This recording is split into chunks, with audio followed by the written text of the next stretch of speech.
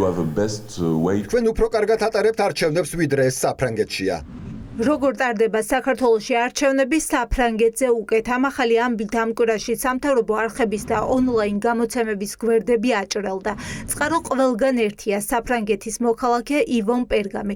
ის ადგილობრივ არჩევნებზე საქართველოში ფრანგი დამკვირვებლის სტატუსით იმყოფებოდა და არჩევნების მიმდინარეობით აღფრთოვანებას ვერ მალავდა. Yeah, the machine you use. აპარატები, რომლებსაც თქვენ იყენებდი და საშუალებას იძლევა ყველაფერი ელექტრონულად შემოწდეს ძალიან ზუსტია. იგივე ფრანგი დამკვირვებლის ანალოგიური შინაარსის ვიდეო კიდევ ერთი იძებნება. ამჯერად რუსეთიდან ირკვევა, რომ ქართულმა ოცნებამ თბილისში ის დამკვირვებელი მოიწვია, რომელიც პუტინის არჩევნებს იწონებდა და 2024 წელს რუსეთში ჩასული ამტკიცებდა, რომ ასეთი საუკეთესო არჩევნები საფრანგეთში არ უნახავს. მეც კი ვიყავი გაკვირვებული ბრწყინვალე გამარჯვებით, რომელიც პრეზიდენტმა პუტინმა მოიპოვა. ჩვენ ველოდით სულ სხვა შედეგს, მაგრამ შედეგი ბრწყინვალეა. ვიცით, რომ საზღვარგარეთ მცხოვრებლებმა ხმა მისცეს პუტინს, რაც მეტყველებს მის პოპულარობასა და მაღალ რეიტინგზე. ვინ არის კაცი, ვინც ოცნებას მაშვალ რგოლად მოევლინა? ივან პერგამი ცრუ დამკვირვებელთა სიაშია. ცრუ დამკვირვებელი ნიშნავს, როდესაც ადამიანები ყალბი დაკვირვების იმიტაციას ქმნიან და ამის უკან პოლიტიკური ინტერესი დგას. დამკვირვებელთა რაოდენობა ავტომატურად არ მიუთითებს ასეთი დაკვირვების მაღალ ხარისხზე.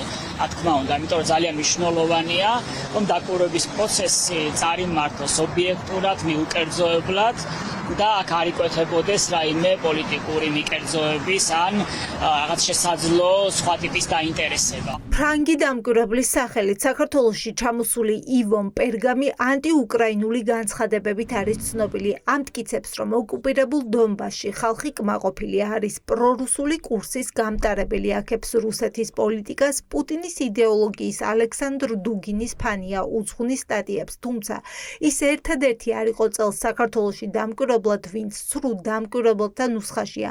უნგრეთიდან ფანი ლაჭკო და ხუან ეფრაინ როჩა, რომლებიც საპარლამენტო არჩევნებზეც იმყოფებოდნენ. ნახეთ, რომ ერთ-ერთმა საერთაშორისო ორგანიზაციამ გამოაქვეყნა ანგარიში, სადაც წერია, რომ საქართველოში 23 ცრუ საერთაშორისო დამკვირვებელი იმყოფებოდა და ისინი დღის განმავლობაში მათ შორის პროპაგანდისტულ მედიას აძლევდნენ ინტერვიუებს, თუ რა კარგად მიმდინარეობდა მაგალითად გასული წლის საპარლამენტო არჩევნები, მაშინ როდესაც ყველამ კარგად იცით როგორ ჩატარდა ეს არჩევნები გასულ წელს.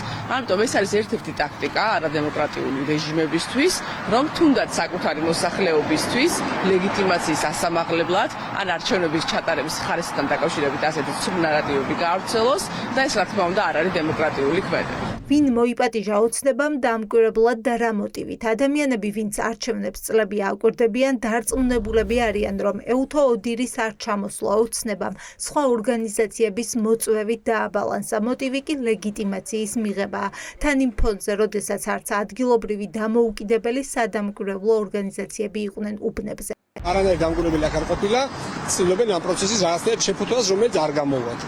დამკვირვებლები არც ადგილობრივ დონეზე არ ყოფილა, ესენი იყვნენ სუსის მიერ ორგანიზებული დანაყოფები, როგორც წინა არჩევნებზე, რომელთა ფუნქციაც იყო მხოლოდ ერთი რამ, ერთი ამონჩევის ნებაზე ზემოქმედება და კონტროლი და დაყალბების პროცესის ორგანიზება უბნებს. ქართული ოცნება რუსი იდეოლოგიის მაქებარი პირის საქართველოში ჩამოსვლას და არჩევნებზე დაკვირვებას აიგივებს ევროპარლამენტარის რასა იუკნევიჩიანეს სადამკვირვებლო მისიაში ყოფნასთან და უხერხულობას თავიდან არიდებას ამ მაგალითის მოყვანით ცდილობს. ეხლა ვიღაც ფრანგი დააკვირდა ადამიანი, რომელიც თუნდაც რუსეთში საკვირდებოდა არჩევნებს. კარგით, რასა იუკნევიჩიანი აკვირდებოდა არჩევნებს და თქვენ ეხლა